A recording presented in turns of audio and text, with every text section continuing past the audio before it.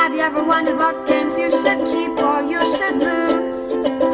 Find out here at Purge Reviews. Here's Legendary the New Mutants. This is the newest expansion on the market. It's going to come in a little box, as most of them do. This is going to be one of the smaller box ones. And you're going to pull this open.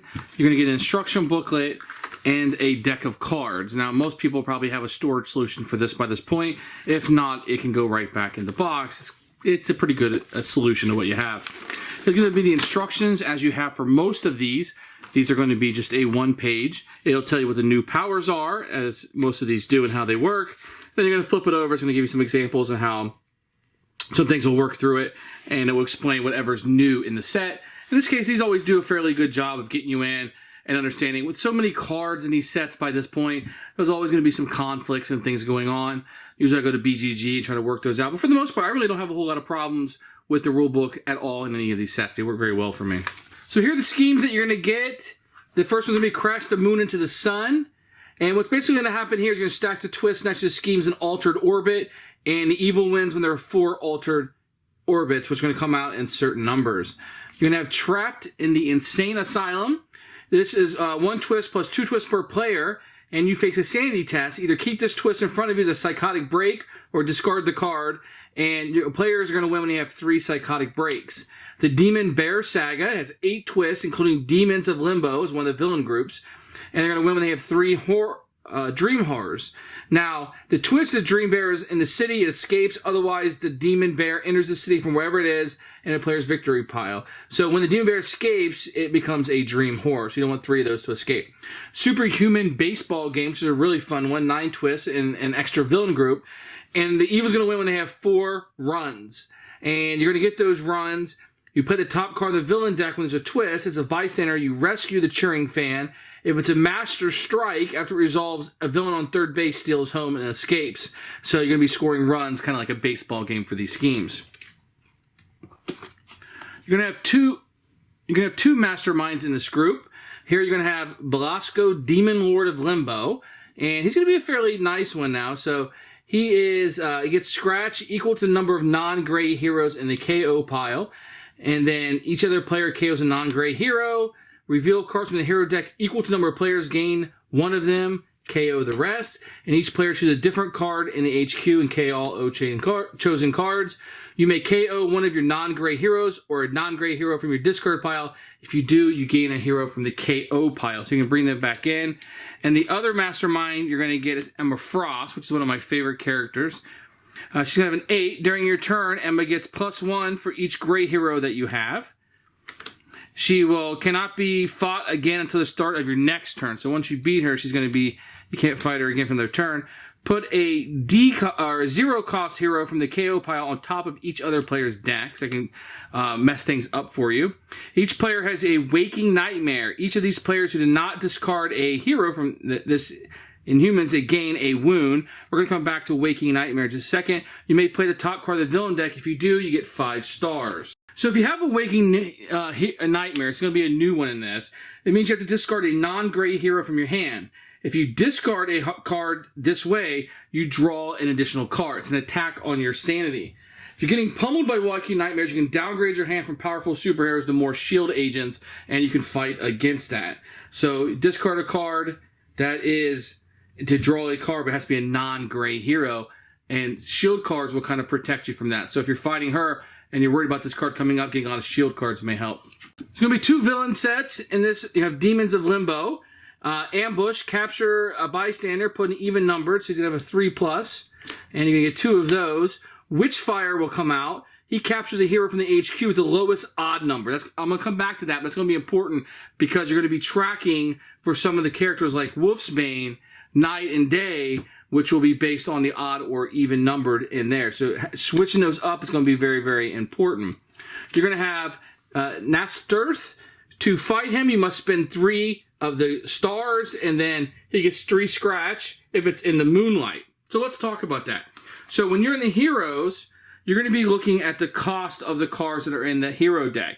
If the majority of them are odd, so the moonlight abilities are only going to work if the majority of the people are odd, the odd number 1. So in this case, 3. So in the hero pile, there's 5 cards. The majority are odd numbers, then it's Moonlight. The majority are even, it's Sunlight.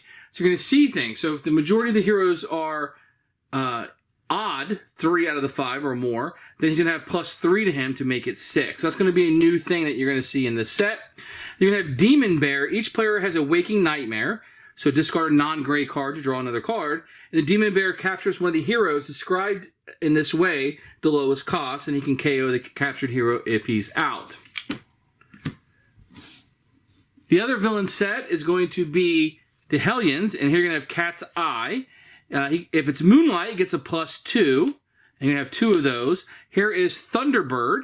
He gets a +2 if it's Sunlight, so the opposite of Cat's Eye. And you have Roulette. Reveal the top card of the hero deck. If it has this symbol, each player gains a wound. If it's this symbol, you draw a card. It's going to be a 5, so a little bit harder. And Tabit. Reveal the top card of the villain deck. If it's a bystander, you rescue it. If it's a scheme twist, you play it. If it's a master strike, each player gets a wound. If it's a villain, everybody gets a Waking Nightmare. Jetstream, ambush you. After he enters the sewers, you put Jetstream on the bridge. If it's another villain, then you swap them. And then Empath is the last one. During your turn, he gets a +1 for each great hero you have. Remember, somebody's going to reward you for having great heroes. He's going to come back and hurt you. So these can be pretty violent right here. And I like playing against these guys. So you get 5 heroes in this one, the New Mutants. So let's talk about what they do. So Rivalry, this is Karma. You can choose a villain. You get a scratch for each villain adjacent to it. And you're going to get 5 of those, excuse me. And Temporary Possession, guess a color, reveal the top card of the hero deck, put it back on top or the bottom. If you guess right, you get 2 additional of the attack. So that's going to be kind of a guessing game. What you think might come up. You're going to get quite a few of those. And then her 6 is going to be Karmic Balance, reveal the top card of the hero deck. You may recruit it this turn. If you do, you KO one of your cards or a card from your discard pile. So allow you to start cleaning out your deck a little bit. And I like cards that do that. You can have 3 of those. And choose a villain. In the city, you get a plus scratch equal to its VP, usable only against other villains or Mastermind. That's going to be her strong card. And Karma is one that I like to play with a lot. I like the cards that like thin out your deck, and she's pretty good about doing that. Next up is Sunspot. Moonlight, so I've explained what that is. You may put a hero from the HQ on the bottom of the deck. If it's Sunlight, you get to draw a card. And you're going to get quite a few of those. And then you got Solar Powered. You may put a card from your hand on the bottom of the deck if you get +2 of the scratch, and that's going to be in the Sunlight because it's solar powered, right? That makes thematic sense. And then for the 6, Thermokinetic Fury. To play this, going to have 4 attack. To play this, you put a card from your hand on the bottom of your deck. If it's during the Sunlight, you get an extra scratch for each other one of these cards of the New Mutants, which is going to be very useful. You're going to get 3 of those. And then it's powerful cards in Emperor Force. Choose any number of heroes in the HQ, put them on the bottom of the deck. 3 scratch, but Sunlight gives you 1 for each hero in the HQ with an even number. He's also going to give you some additional things here. So not the most powerful to me. This is not one that I find to be OP at all. A support person for me. And his 8's a little bit underpowered for me, but it can be very powerful if you set it up correctly. But something like Karma, I like a lot more. Next, we're going to have Wolfsbane. And this one, during Sunlight, you can put a hero from the HQ on the bottom of the deck. If it's Moonlight, you get to draw a card. I do like things that draw cards in these kind of games. I'm always trying to fish cards out. Night Vision and a Moonlight. Look at the top 2 cards of your deck. Discard any number of them. Put the rest back in any order. So you can kind of, Night Vision, you're kind of planning out what you're doing and looking through it. Howl at the Moon. During the Moonlight, you put the top card of your deck, KO it, or put it back on the deck. So once again, we're thinning out our deck here. And then the powerful card, which I do like quite a bit, the Nocturnal Savagery. Gives you a 4+ to attack. But you look at the top 3 cards of your deck. Discard any number of them and put the rest back in any order. If it's Moonlight, you get the total printed scratch of all the cards. This can be a huge attack just by itself and well worth 7 coins if you can get the Moonlight to come out. So I do like this one and trying to manipulate the cards to get this to work in my favor. Next, we have Mirage. And when a card is effect causes you to discard this card, set it aside at the end of the turn, add it to your hand as an extra card. Very situational to me. It's a very hard thing to get me to do. Dreams Made Real. During a Moonlight, you can discard a card. If you do, draw a card. That's a good way to get something weak out of your hand and discard it and get something more powerful. Nightmare's Wolves. Only one attack, but you may have a Waking Nightmare. You get a plus attack equal to the cost of the card you discarded. So if you do have something like, say, another 6, you can easily get rid of it, and this can be a very powerful card. Otherwise, it can be a little bit weak. Now, this one is the Mirage at 4+, which is a nice start. It's only 7 coins. That's good. Whenever a card effect causes you to discard a card from your hand, you get a 2 attack. So if you're going to get this card and be playing, you need things that get discard cards from your hand. If it's Moonlight, you also have a Waking Nightmare, which will be a discard, right? So that can be, if Moonlight, this can be a very powerful card and get you set up in the right direction. As for Warlock, the last character you're going to find, very easy. Doesn't really give you anything, but look at the top 2 cards of your deck. Draw one, discard the other one. So it gives you a little bit of a choice of what you're trying to do there. It's fun, but it doesn't give you anything to start with. Once again, nothing to start here, but if it's Sunlight, 2 stars, Moonlight, 2, but if you have another one of these, you get both. So that can be pretty cool. I do like things that give you both because it gives you a little bit of flexibility when the card comes up. You're going to have Techno Organic Adaptation. Gives you 3 attack, and if you have another one of these symbols, the first time you defeat a villain this turn, you may KO one of your cards or a card from your discard pile. So once again, we're thinning out our deck quite a bit with this set. And then Warlock, 7. I don't like anything that doesn't give me anything, and his big expensive one doesn't give me anything. But Sunlight, you can draw 3 cards. I guess that's handy. Moonlight, if you have a good deck, that's very handy. Moonlight, you get 3 stars and 3 scratch.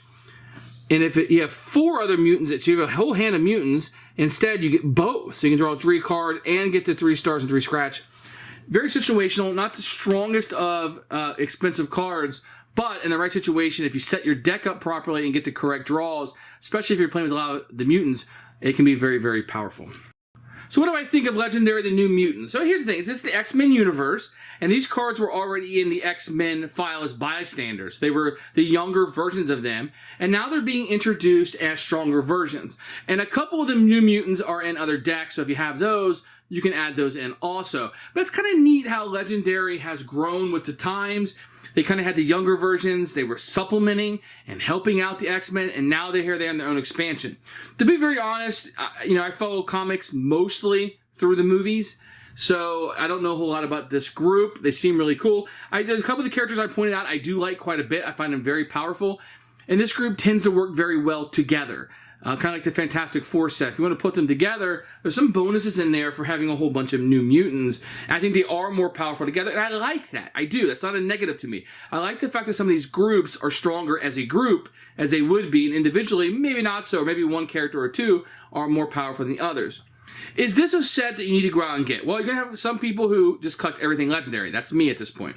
Then you have some people who might just pick based on their favorite comic characters. So if these are some of your favorite comic characters, then so be it. For my taste, these are people that I didn't know. I'm not really familiar with the New Mutants. I do like how some of the cards work from a gameplay standpoint, but it wasn't something I was new or familiar with, so this is very, very fresh to me. And maybe I'll go back in and read a couple of New Mutants and kind of see who they are and what they do. And the book, honestly, the instruction manual that you get does a pretty good job of introducing the characters and telling you who they are in a simplistic way. So for me, I think a lot of this is going to be, do you have enough Legendary stuff? No. The answer is always no. How familiar are you with the New Mutants, and do you like them? Are you looking to add them in? Or if you have a limited budget, you might want to go with characters that you know a little bit better. For me, the set works great. I like it. The schemes, I'm a big baseball fan, so having a baseball scheme in there was a huge hit for me. So I'm going to give this one 2 thumbs up. But I think the value of this is going to be in whether you like the New Mutants or not. Thanks for watching the video. I really appreciate you tuning in. If you liked it, please like it and hit that little subscribe button. That really helps out the channel, lets us know that you're getting the videos that you want.